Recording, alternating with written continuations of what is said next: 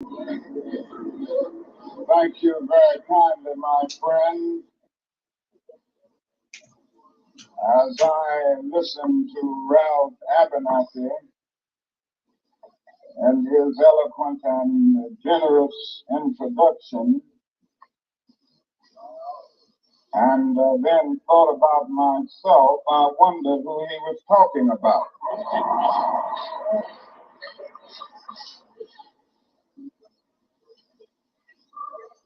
It's always good to have your closest friend and associate to say something good about you.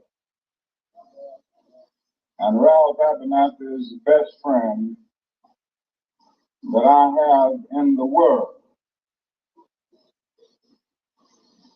I'm delighted to see each of you here tonight in spite of a storm warning. You reveal that you are determined to go on anyhow. Something is happening in Memphis, something is happening in our world. And you know, if I was standing at the beginning of time with the possibility of taking a kind of general and panoramic view of the whole of human history up to now, and the Almighty said to me, Martin Luther King, which age would you like to live in? I would take my mental flight by Egypt. And I would watch God's children in their magnificent trek from the dark dungeons of Egypt through a rather across the Red Sea, through the wilderness on toward the promised land. And in spite of its magnificence, I wouldn't stop there. Go on, King. I would move on by Greece and take my mind to Mount Olympus. And I would see Plato, Aristotle, Socrates, Euripides, and Aristophanes assemble around the Parthenon.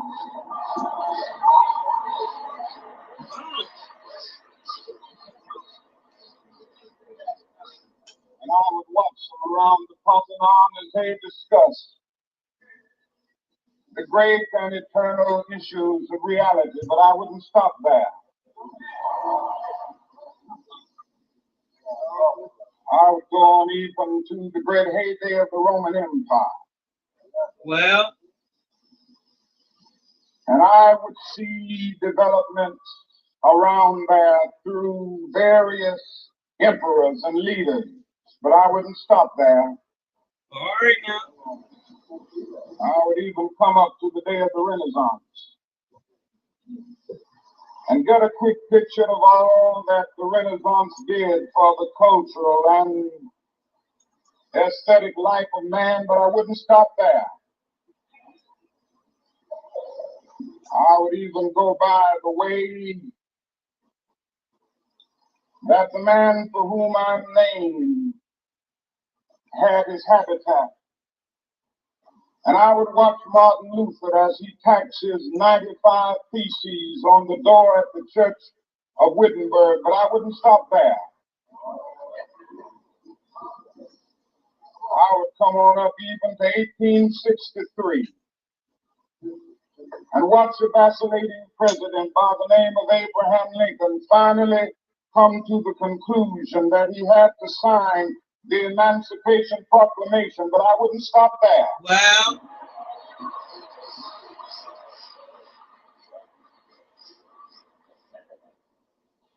I would even come up to the early 30s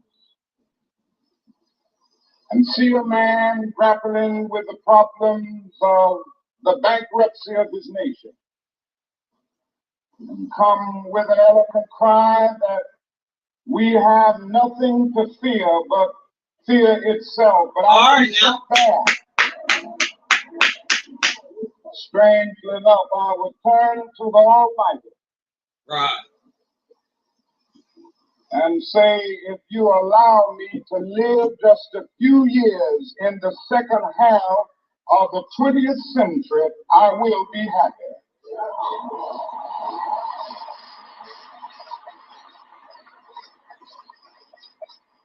Now, that's a strange statement to make because the world is all messed up.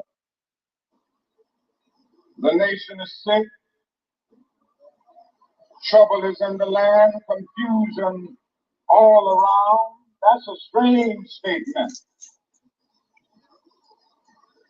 But I know somehow that only when it is dark enough can you see the star. That's right. And I see God working in this period of the 20th century in a way that men in some strange way are responding. Something is happening in our world. Yeah. The masses of people are rising up, and wherever they are assembled today, whether they are in Johannesburg, South Africa, Nairobi, Kenya, Accra, Ghana, New York City, Atlanta, Georgia, Jackson, Mississippi, or Memphis, Tennessee, the cry is always the same: we want to be free.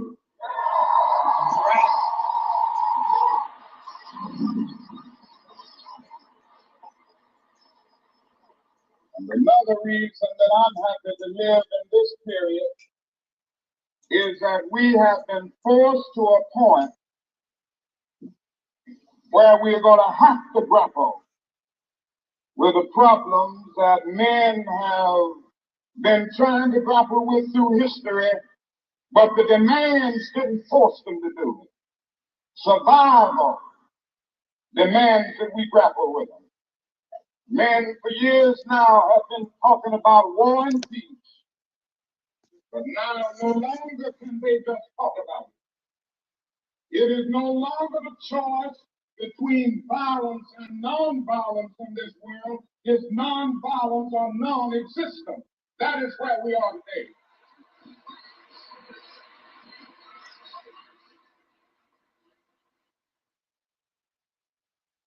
And also in the human rights revolution, if something isn't done and done in a hurry to bring the colored people of the world out of their long years of poverty, Well, long years of hurt and neglect, the whole world is doomed.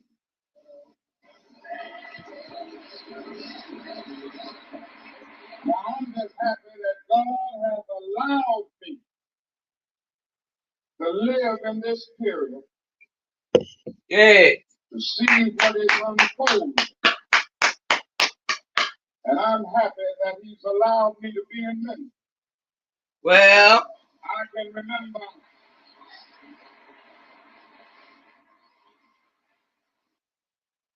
I can remember when Negroes were just going around, as Ralph has said, so often scratching where they didn't itch and laughing when they were not tickled. right. Come on, King. And that day is all over.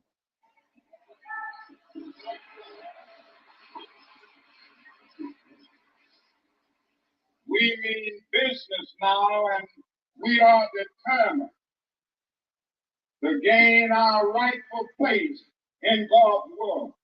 That's right. And that's all this whole thing is about. We aren't engaged in any negative protests and in any negative arguments with anybody. We are saying that we are determined to be men. We are determined to be people. That's right. We are saying We are saying that we are God's children. That's right. And if we are God's children, we don't have to live like we are forced to live. Now, That's what right. does all of this mean in this great period of history?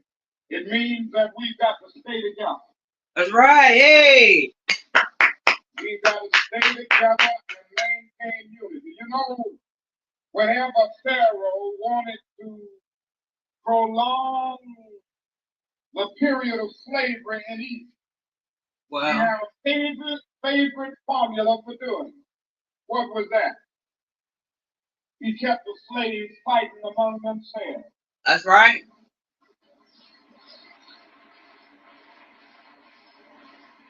But whenever the slaves get together, something happens in Pharaoh's court, and he cannot hold the slaves in slavery. When the slaves get together, that's the beginning of getting out of slavery. Yes.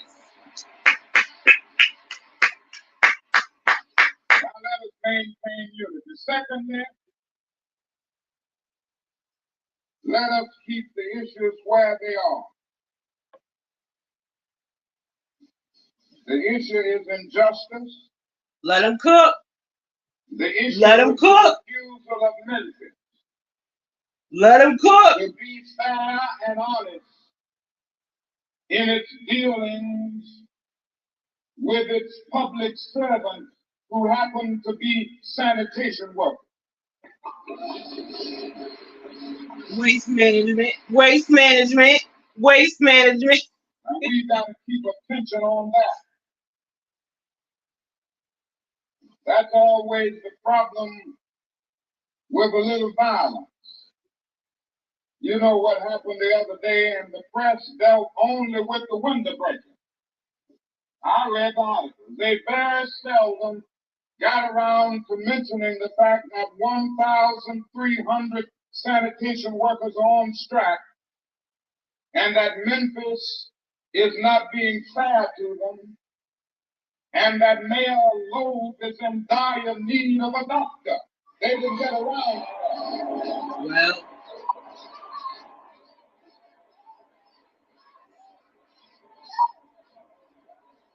come on in, y'all. Come on in. Now we're going to march again, and we've got to march again in order to put the issue where it is supposed to be. Yep.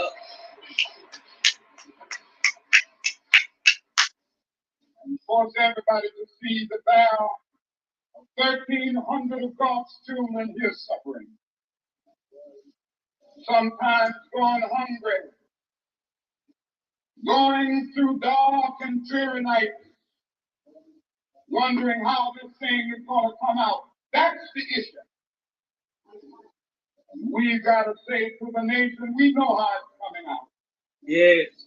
But when people get caught up with that which is right, and they are willing to Come on in, y'all. Come on in. there is no Get in here. Get in here.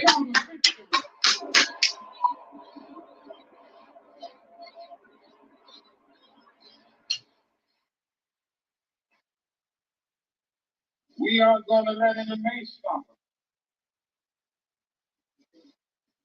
We are masters in our nonviolent movement in disarming police forces. They don't know what to do. I've seen them so often. I remember in Birmingham, Alabama, when we were in that majestic struggle there. We would move out of the 16th Street Baptist Church day after day. By the hundreds, we would move out, and Bill Connor would tell them to send the dogs for us. And they did come. But we just went before the dogs singing, ain't gonna let nobody turn me around.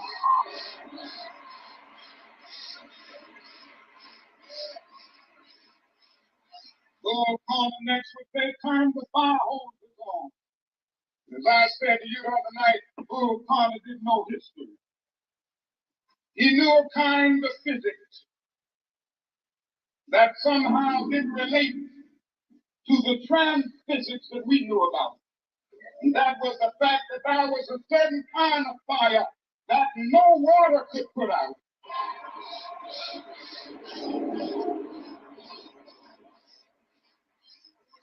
And we went before the fire hose.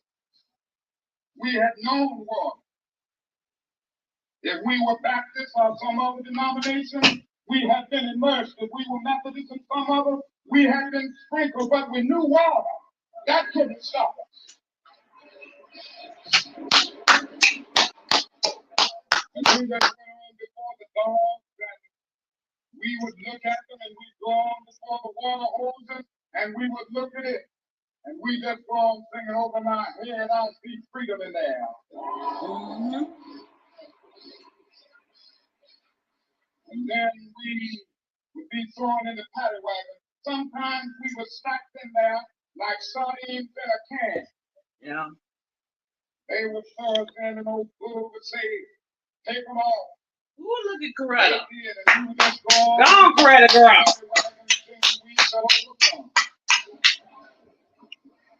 And every now and then, beginning there, you see the devils looking through the windows, being moved by our prayer. And being moved by our words in our song. There was a power there which Bull Connor couldn't adjust to. And so we ended up transforming Bull into a spear, and we won our struggle in Birmingham. That's right.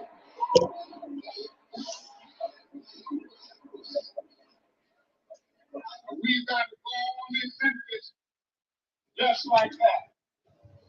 I call upon you to be with us when we go out Monday. Now about injunction. We have an injunction and we're going into court tomorrow morning to fight this illegal, unconstitutional injunction. All we say to America is be true to what you said on paper.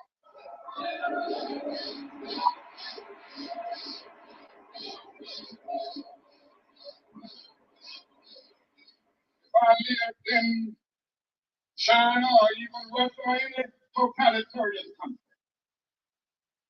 maybe I could understand some of these illegal injunctions.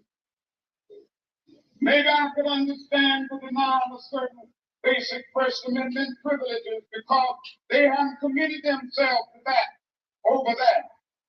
But somewhere I read of the freedom of assembly. Somewhere I read of the freedom of speech. Somewhere I read of the freedom of press. Somewhere I read that the greatness of America is the right to protest for rights.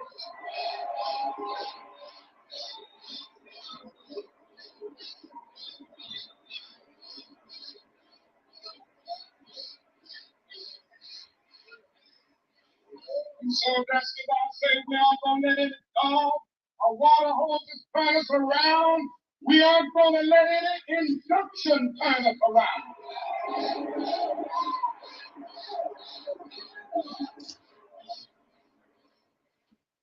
We're going on. We need all of them. That's right. You know what's beautiful to me is to see all of these ministers of the gospel. It's a marvelous picture. Who is it that is supposed to articulate the longings and aspirations of the people more than the preacher? Somehow the preacher must have a kind of fire shut up in his bones. And whenever injustice is around, he must tell it. Somehow the preacher must be an Amos. Said when God speaks, who can but prophesy? And they must let justice roll down like waters and righteousness like a mighty stream. Somehow the preacher must say with Jesus, the Spirit of the Lord is upon me because he hath anointed me. And he's anointed me to deal with the problems of the poor. And I want to commend the preacher under the leadership of these noble men, James Lawson, one who has been in this struggle for many years. He's been to jail for struggling. He's been kicked out of Vanderbilt University for this struggling, but he's still going on fighting for the rights of his people. That's right.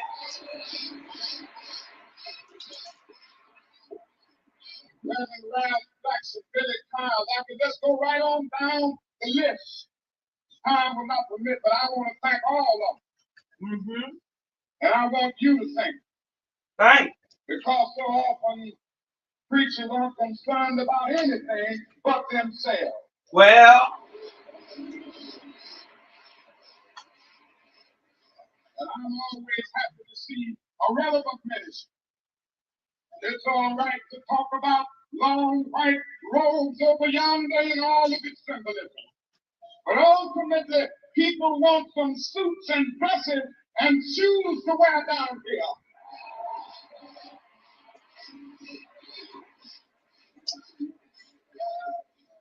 It's all right to talk about streets flowing with milk and honey. But God has commanded us to be concerned about the slums down here and his children who can't eat 3 square meals a day. Mm-hmm. It's all right to talk about the New Jerusalem, but one day, That's right. Talk about the New York, Mm-hmm. the new Atlanta, Uh-huh. the new Philadelphia, the new Los Angeles, the new Memphis, Tennessee. Uh-huh.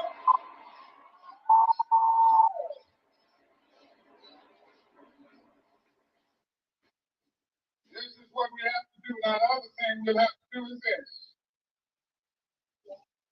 Always anchor our external direct action with the power of economic withdrawal. Now, we are poor people. Wow. Individually, we are poor when you compare us with white society in America. We are poor. Never stop. Forget that collectively, that means all of us together. Mm-hmm. Collectively, we are richer than all the nations in the world, with the exception of 9. That's right. You ever think about that?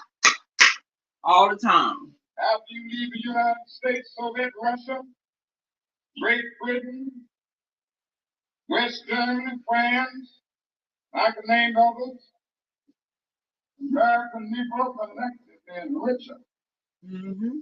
than most nations of the world. We have an annual income of more than $30 billion a year, which is more than all of the exports of the United States and more than the national budget of Canada. Did you know that? It's $1 trillion now, yes. Hey. We don't have to argue with anybody. We don't have to curse and go around acting bad with our words. That's right. We don't need any bricks and bubbles. We don't need any Molotov cocktails.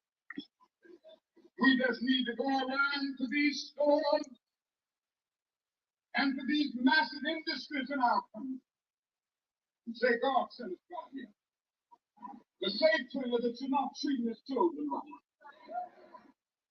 And we come by here to ask you to make the first item on your agenda bad treatment where God's children are concerned. Now, if you're not prepared to do that, we do have an agenda that we must follow. And our agenda calls for withdrawing economic support from you.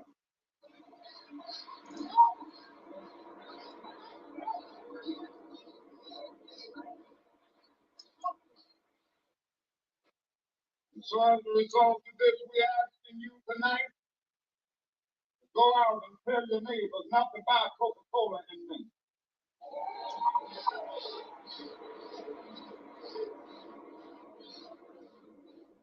Go by and tell them not to buy Phil Test milk.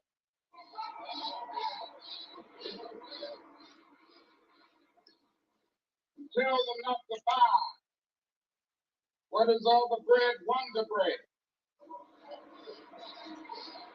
And what is all the bread, Dr. King? Tell them not to buy hard bread. Well, As Jesse Jackson has said, up to now, only the garbage men have been feeling pain. Now we must kind of redistribute the pain.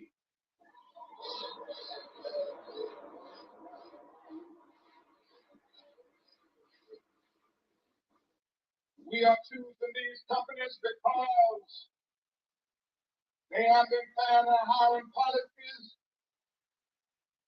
and we are choosing them because they can begin the process. y'all not here? Of saying they're going to support the needs and the rights of these men who are on strike. And then they can move on downtown and tell Mayor Lowe to do what is right.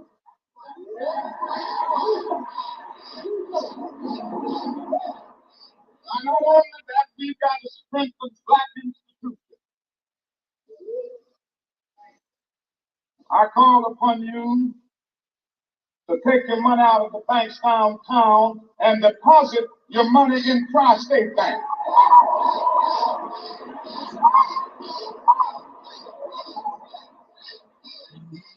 We want a bank-in movement in Memphis. Go by the Savings and Loan Association. I'm not asking you something that we don't do ourselves in SPLC.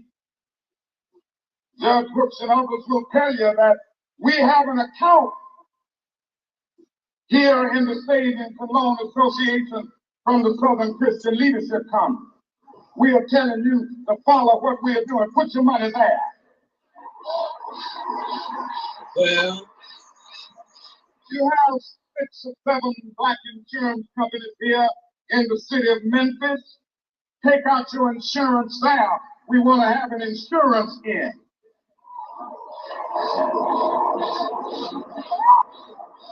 Now, these are some practical things that we can do. We begin the process of building a great economic base. And at the same time, we are putting pressure where it really hurts. I ask you to follow through here. Now let me say as I move to my conclusion, that we've got to give ourselves to this struggle until the end. Nothing would be more tragic than to stop at this point in Memphis. We've got to see it through.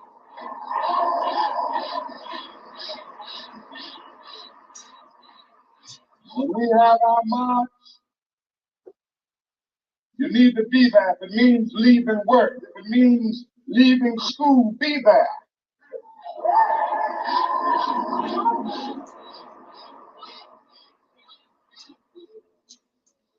Be concerned about your brother. You may not be on strike, but either we go up together or we go down together.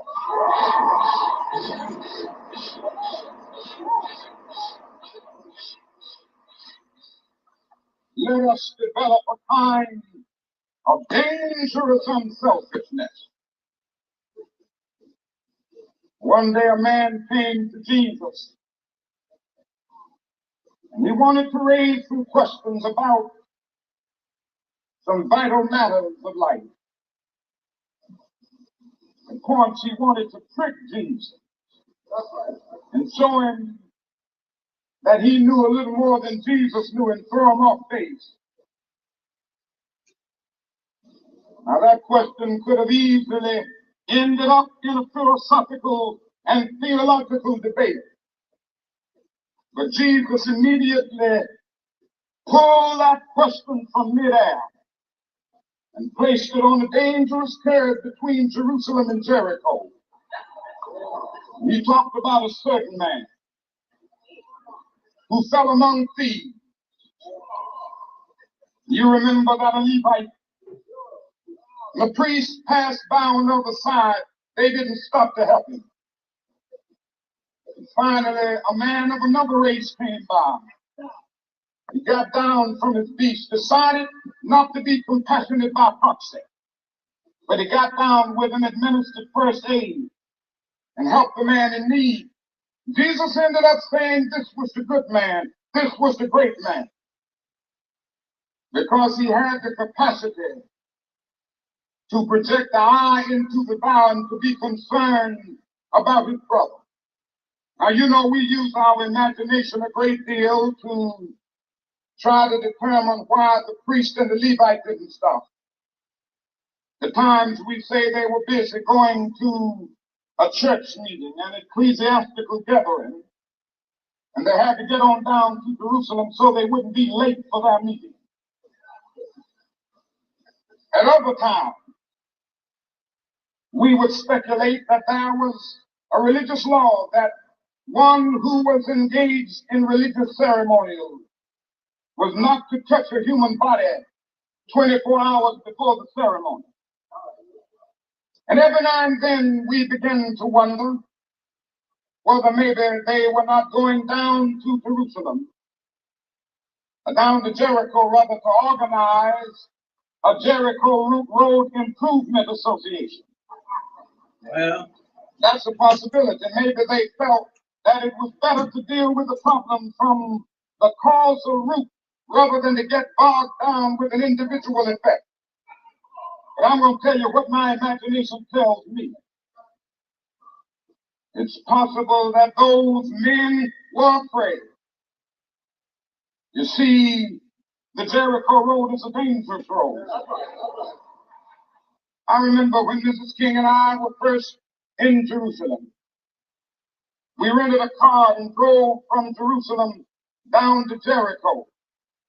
And as soon as we got on that road, I said to my wife, I can see why Jesus used this as the setting for his parable. It's a winding, meandering road. It's really conducive for ambushing. You start out in Jerusalem, which is about 1,200 miles, or rather 1,200 feet above sea level. And by the time you get down to Jericho, 15 or 20 minutes later, you're about 2,200 feet below sea level. That's a dangerous road. In the days of Jesus, it came to be known as the bloody path. You know, it's possible that the priest and the Levite looked over that man on the ground and wondered if the robbers were still around. Or it's possible that they felt that the man on the ground was merely faking.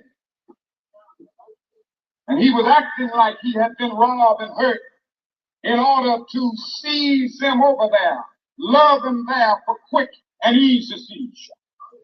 And so the first question that the priest asked, the first question that the Levite asked was, if I stop to help this man, what will happen to me?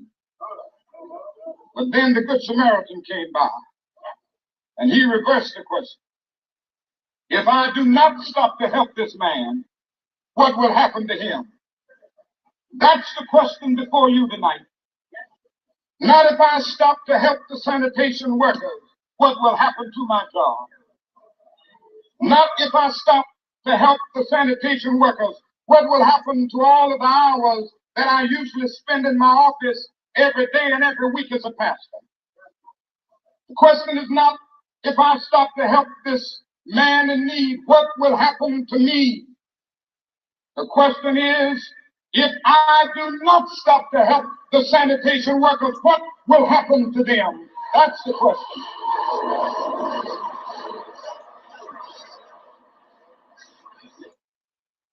The Democrats' plan.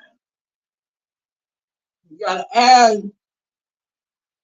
You hit me with an ad.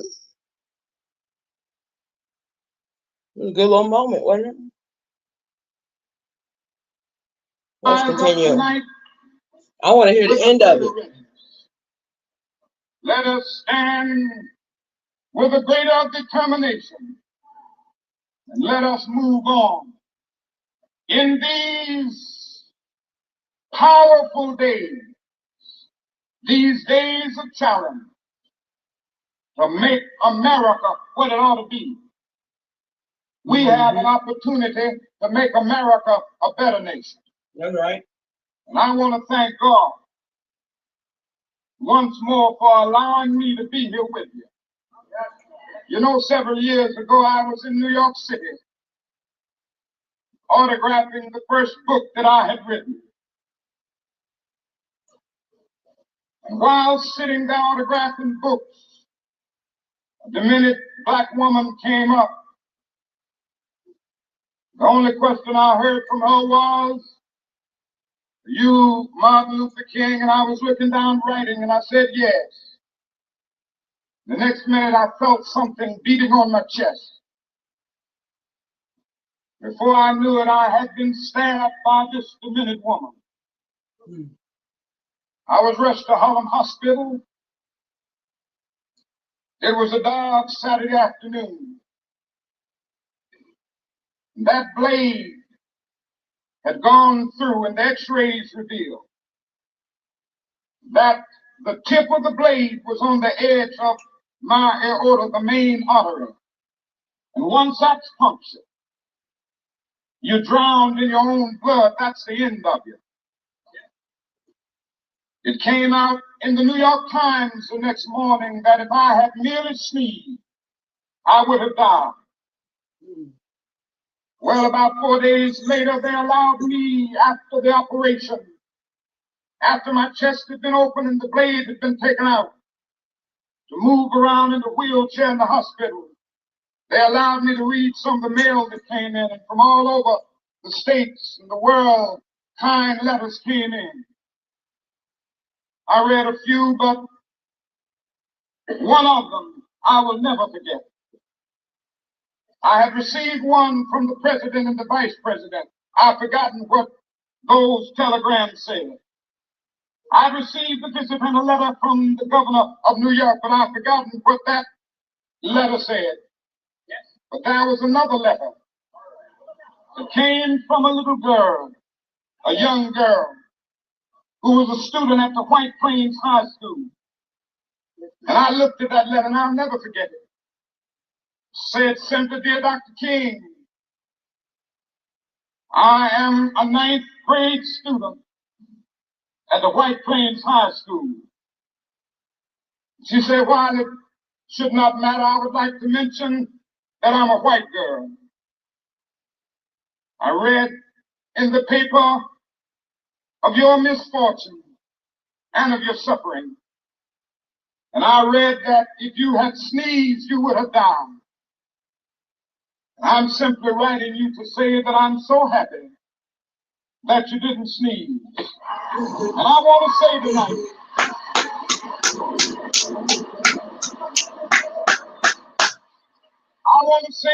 that I too am happy that I didn't sneeze, because if I had sneezed, I wouldn't have been around here in 1960.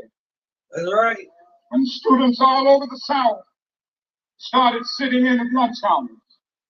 And I knew that as they were sitting in, they were really standing up for the best in the American dream, taking the whole nation back to those great wells of democracy, which were dug deep by the founding fathers in the Declaration of Independence and the Constitution. If I had sneezed, that's right, I wouldn't have been around here in 1961 when we decided to take a ride for freedom and ended segregation in interstate travel. If I had sneezed, let him I cook. would have been around here in 1962. Let him cook. Negroes in Albany, Georgia, decided to straighten their backs up. And whenever men and women straighten their backs up, they are going somewhere, because a man can't ride your back unless it is bent. If I had Hey, let him cook. Let him cook. I had sneezed, I wouldn't have been here in 1963.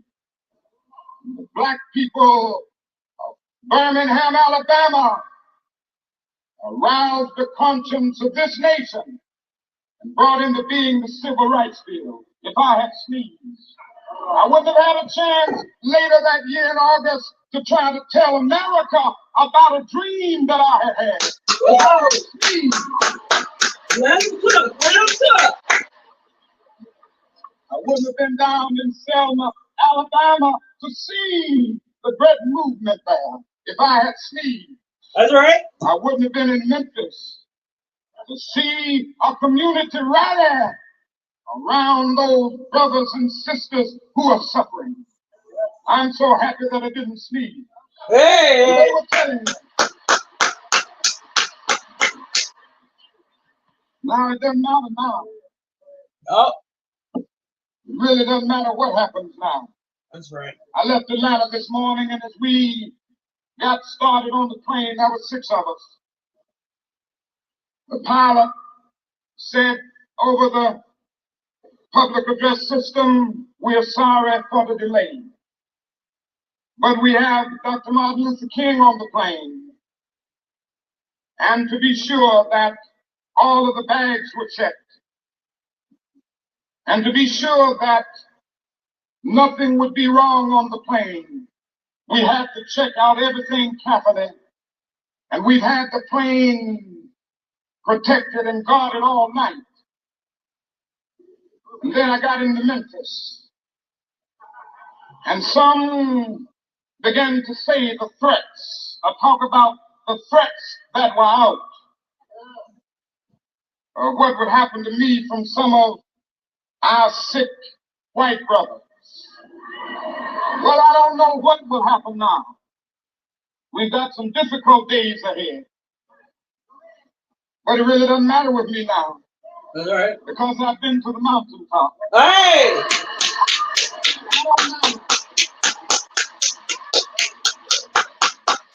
Like everybody, I would like to live a long life. Longevity has its place. But I'm not concerned about that now. I just want to do God's will. That's right. And He's allowed me to go up to the mountain. And I've looked over and I've seen the promised land. I may Hey! not get there with you, but I want you to know tonight that we as a people will get to the promised land. Hey! So I'm happy tonight. I'm not worried about anything. I'm not fearing any man. My eyes have seen the glory of the coming of the Lord.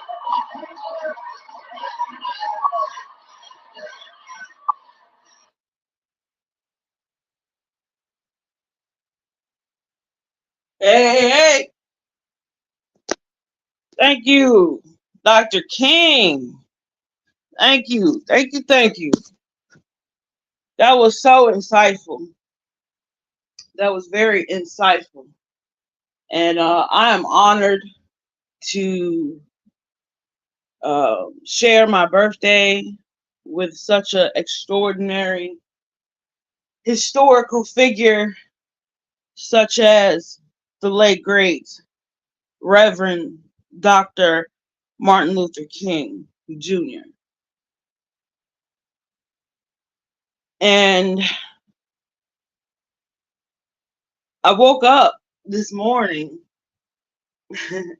just a few moments ago, and I was all excited because I knew it was my birthday. And I said, what am I gonna do? Like, sky's the limit, right? You know, I had saved up money and had money in my pocket. Lungs was happy, you know.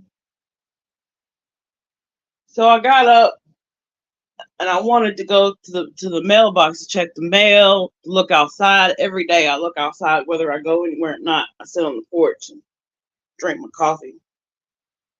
And as soon as I cracked the door, God had a joke for me. You know, I God, it's snowing, and I said, "Okay, you funny," and I could almost hear God laughing, like "Happy birthday, Sierra." I don't know if it's still snowing. I guess so. Yeah, it's still blowing snow, but it sure is pretty. And I can remember. Now I'm gonna sound like my grandma. I can remember being 28, and so I'm definitely blessed to be here. So many people I have crossed along the way of this thing called life that hadn't seen this day with me. You know, uh, my father being one, my aunt Marie, my aunt Dale, my uncle Kenneth, my uncle Ray, Marcus, Grandma Clark, so many others didn't make it to this day. And I want to exclude my condolences to Sassy Seven and her loved ones, even though I don't know Sassy personally, but I know she has popped in my chat um, several times over um, this circus that we are participating in on YouTube. And I'm so sorry to hear of her passing.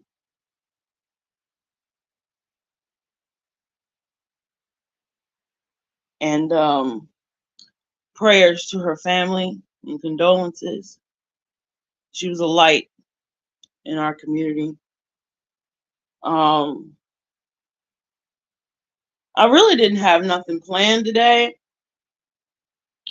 Um, Later on, I might have a drink, and I might come back on live. I just wanted to have like a little solitude moment to listen to Dr. King and share this birthday with him because I mean, who greater than Dr. King to share your birthday with? Like, such an honor. I've always been tickled ever since I was a little girl. So, what I have planned today. Well, first and foremost, I'm going to make some bacon and eggs. Secondly, I'm going to watch some Days of Our Lives. If it's on today. I know it's a national holiday. Now, who other person do y'all know to have a birthday that's a national holiday? Like, we did that. We did that, Dr. King. We finally got on the same day. I've been missing, like, sometimes my birthday is on a Friday or a Saturday, Sunday, and then it's like the 20th. They always celebrate it on the 20th, and I'll be like, no, no, no, no, no, no, we have the same birthday, and I'll be trying to prove it, to everybody, but I feel a little vindicated. I feel a little vindicated because ha ha ha ha ha, I got a birthday with Dr. King. And today I'm 38. Woo.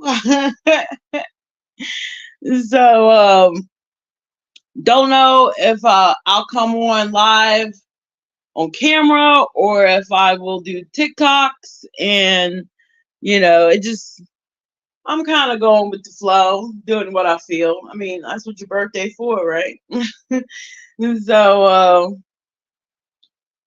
it's been uh challenging, exciting, um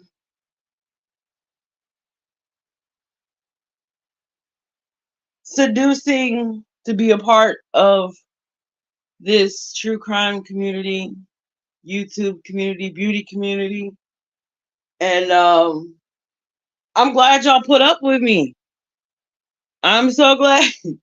I'm so glad y'all put up with me. And I'm so glad that I'm received well. And it wasn't always like that. I wasn't always received with respect, you know. But it seems like the tides are turning, the tables are turning, and vindication is not far away. And of course, I am looking for full vindication, not just, you know,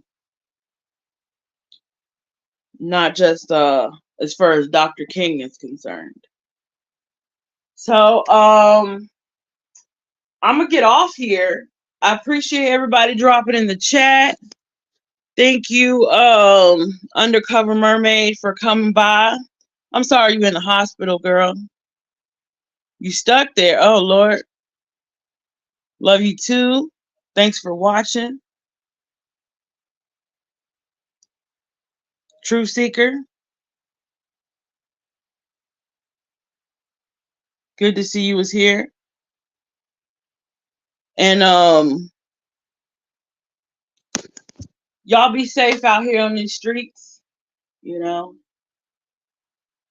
Thanks to me and Dr. King, y'all got an extra day to get y'all shit together before y'all gotta go back to work on Tuesday. So you know, thank me and Dr. King. um let's see what true crime. Before I get off, I just want to let y'all know what kind of true crime stuff I'm getting into. And because of what's the word? Lack of technical know-how, I don't really get on live and review cases like I want to. But I've been diving deep into the Casey Anthony because of the parents' polygraph and everything. So I've been rewatching the trial slowly but surely because I mean, I don't know how I sat through and watched all that back in 2011, but I did. Been getting into that, been getting into Game of Thrones. That's not true crime, but that was just on the top of my head.